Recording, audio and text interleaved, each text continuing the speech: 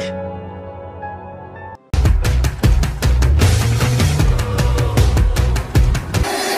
line up! The show is about to start! PH Viral News. Veteran actress isinugod sa hospital. Paalala lang po, ang video na ito ay base lamang sa nakalap na impormasyon at nag-viral na rin sa iba't ibang platform, maging sa social media at Instagram. Dahil sa sunod-sunod na trabaho at walang kapagurang pagpapaunlak sa promo nito, nagkasakit siya.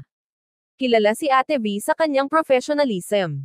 Pero pag ang katawang lupa mo na kumbaga ang naapektuhan, wala kang magagawa.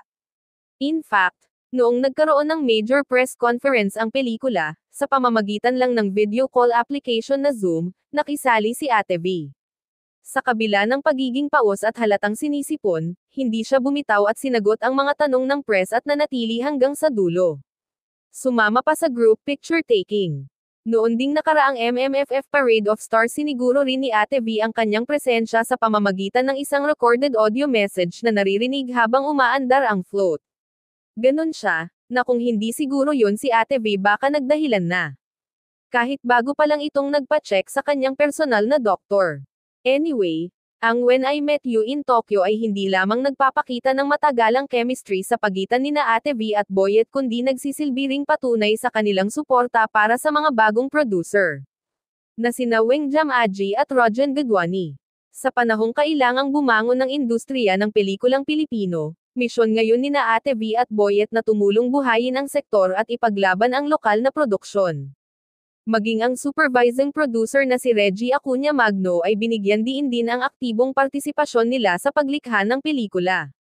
Si Boyet, na isa sa mga creative director, ay nagbigay ng kanyang creative influence, habang si Ate V ay aktibong nag-ambag di umano ng mga ideya, particular na nung mag-shooting sila sa Japan.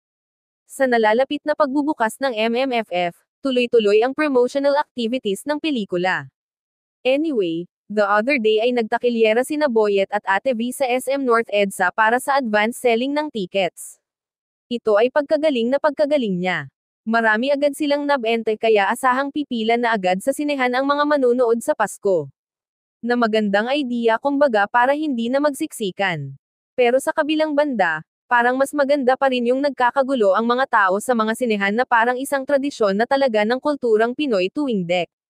25. Maraming eksena sa pelikula ang kinunan sa Japan, kaya yung mga nagmamanifest na mag-travel sa Japan para maka-experience ng cold weather doon, watch na lang muna kayo ng When I Met You in Tokyo.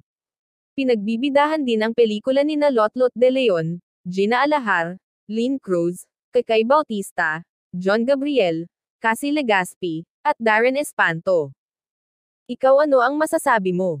Kung bago ka pa lang sa showbiz ko, please huwag kalimutan mag-subscribe, mag-like at i-click ang notification bell upang lagi kang updated sa susunod na mga showbiz ko.